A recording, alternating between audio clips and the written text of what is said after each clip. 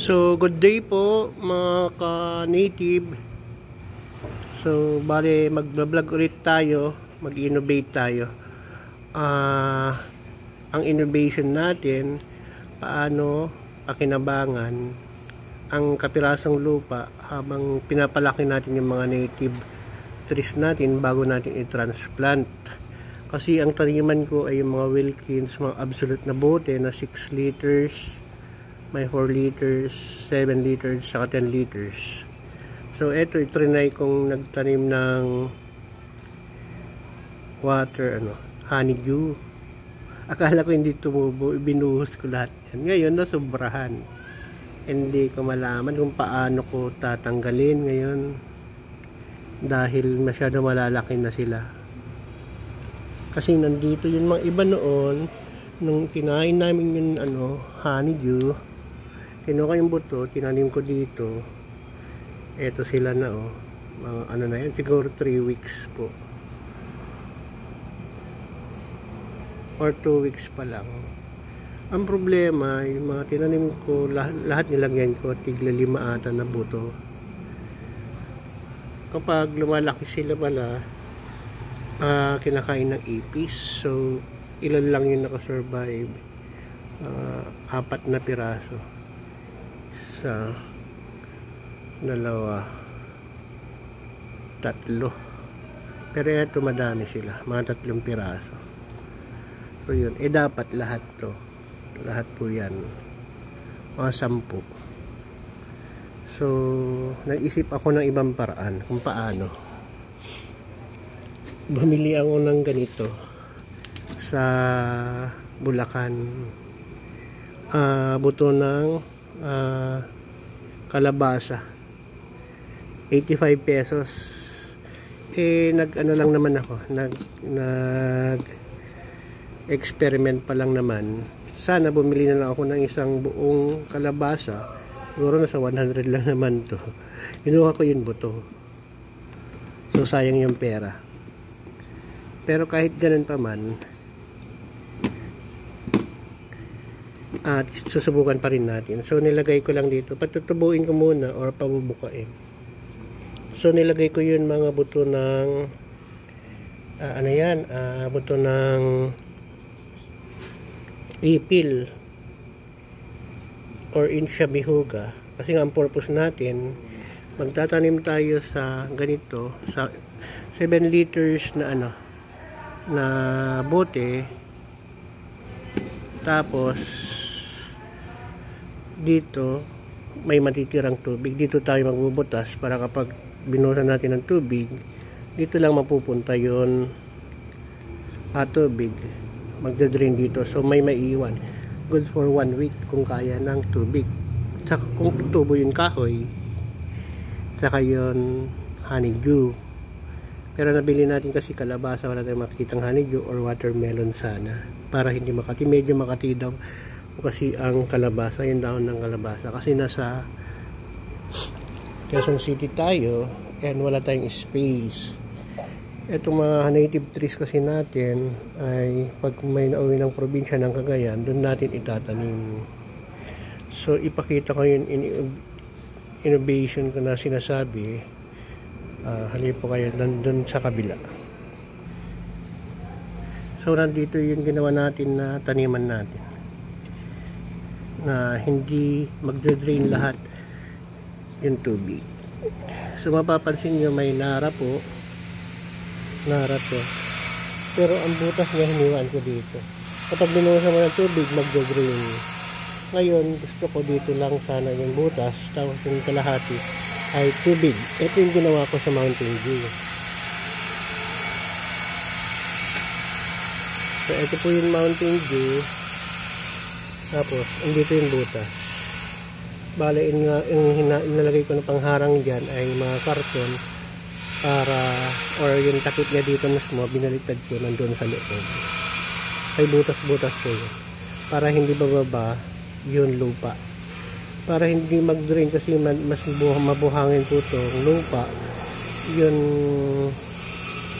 taas niya na part na tinanggal ko, lagay ko doon pansalo.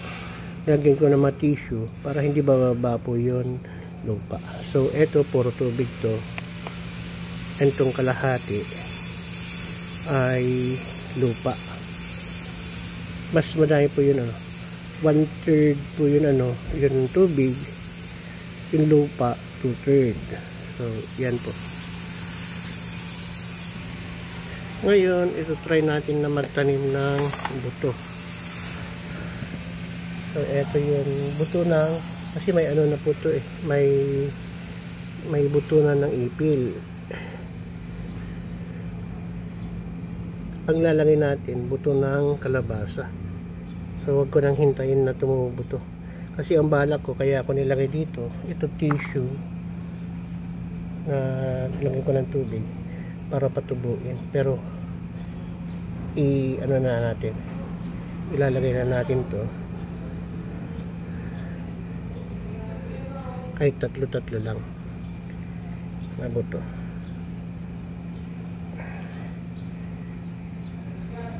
Hindi na kasi ako masyadong mga paghintay.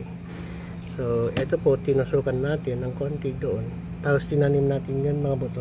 Ito kasi balak ko sana ay patutubuin muna hanggang magbukas para sure pag may ugat na sa ako ito transfer doon. Pero ginawa ko na, ilagay ko na lang kasi ang niyan, pwedeng habang lumalaki, kapag lumaki na lumabas na yan yung halaman, kakainin ng ipis. Hindi katulad kapag malaki na, katulad ng ganito. Ito kasi akasya po yung napulot ko na buto noon Hindi pa ako nakabili ng buto ng kalabasa, mga ganito.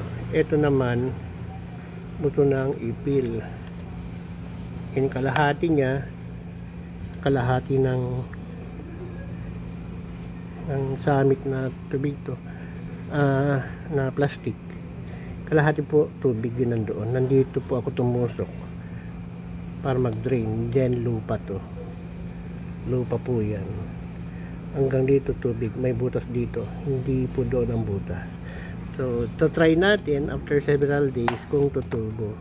Ngayon nag-iwan tayo ng buto pa rin andito sa megabox kasi 7.5 liters. Ito rin dati ko pinalaki yung mga malalaking na yun, yung mga malalaking ipil. 4 years old na ito na nga ipil, dito ko sila tubo. Kung hindi sila nag-drain, lang, sisi lang nalagay ko. So gumawa pa rin tayo ng Wilkins, buto ng Wilkins na 7 liters. So eto yung mga binuhos ko na honeydew, kaya nagkamali po ako, sayang yung buto. Para hindi na sana ako pumili ng kalabasa. Ang purpose po natin ay honeydew sana itatanim natin, or watermelon, dahil nga tong space natin walkway lang papasok sa aming bahay. So wala tayong space. Naisip ko na yung space, ito pinagtatanam ko ng mga native trees. Pero itong mga to, yung mga malalaki, every now and then na may sa amin pick up, pwedeng paglagyan o ban, pwedeng paglagyan o pagkargahan yung dulo niya, inuwi ko po. Madami dati to hanggang dito. So unti-unting nawawala na, naiuwi ko na yung iba. So mapapansin nyo, dito ako nagbutas, andito yung tubig. So 1/3 yung tubig, 2/3 po yun lupa, kung kaya ba makasurvive. So ito yun natin ngayon, yun abangan natin after 1 week ko ulit i-upload or 2 weeks, kasi pag nag-click po yan, pwede pala tayo magtanim kahit wala tayong lote. Pero ang gagawin ko, magto-try din ako na bibili ng 14 na abono, tapos maglalagay lang ako ng konti sa tubig, 1 kutsara siguro, for 1 4 gallon or 1 container na 4 gallons na tubig. Ihalo ko doon yun 14 na pataba. Every time na bubuhos ako, dadagdagan ko ng tubig na may naibaba ng 14 para imabong sila. Kasi kapag ganyan lang kalaki yung lupa mo, hindi niya masusustain yung nutrient niya, yun ang halaman mo. So kailangan may padaba. pwedeng every 3 days or 5 days. Yun, theory ko lang po yan. So hanggang dito na lang po. So mag-innovate tayo habang walang magawa ngayong tag-araw.